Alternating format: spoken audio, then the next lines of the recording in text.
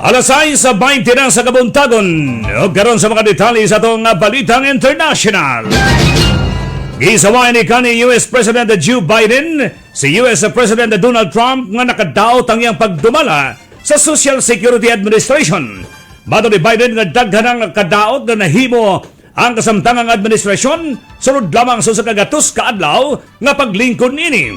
Wala man ngandi ni Biden si Trump apan nagpahimano kini sa pagpakunhod o pagpago sa Social Security Administration o giakusahan ining migamit og hatsa sa iyang gibuhat.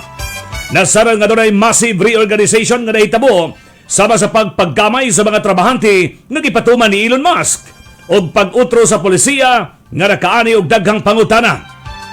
Matod pa 7,000 ka mga trabahante ang nawadan og trabaho, apin na ang mga seasoned career officials o posibleng mas madugangan pa ang mawadan og trabaho.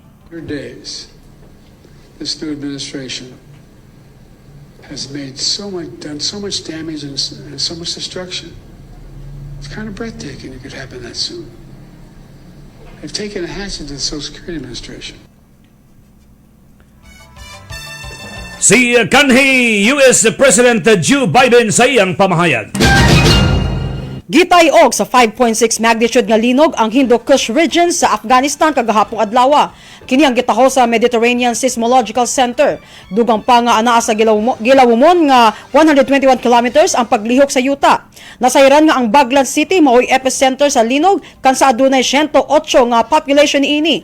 Nabati usab sa Northern India, New Delhi o kasigbit nga dapit ang nasangpit nga linog nga mihatag og kabalaka sa katawhan. Bisan pa man sa kakusog sa pagtay-og, wala pay gikataho nga damyos nga nakawala sa kabalaka sa nabati nga linog.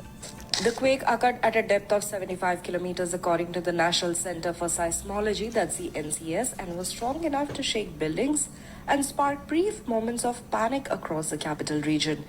Despite the strength of the tremor, there have been no immediate reports of casualties or significant damage, offering a sigh of relief to those affected. Ang pagtaho sa tigbalita sa Indian Express. Salugang pang mga balitang international. Usa ang patay samtang siyamang samaran sa dihang gipaluparan sa Ukraine og daghang mga drone ng southern part sa Russia nga miresulta usab sa pagkasunog sa oil refinery. Ang gihimong pagpalupad sa drone mao'y bagong aksyon nga gihimo sa Ukraine batok sa Russia. Nasaran nga unang nagpalupad og 190 ka drone ng Russia ngadto sa Ukraine. Gustong ipabot matod pa sa Ukraine ngadto sa Russia nga dili lamang mahitungod sa panagbangi ang nahitabo sa duha ka nasod, apan lakip na nini ang ekonomiya o ang mga Ruso.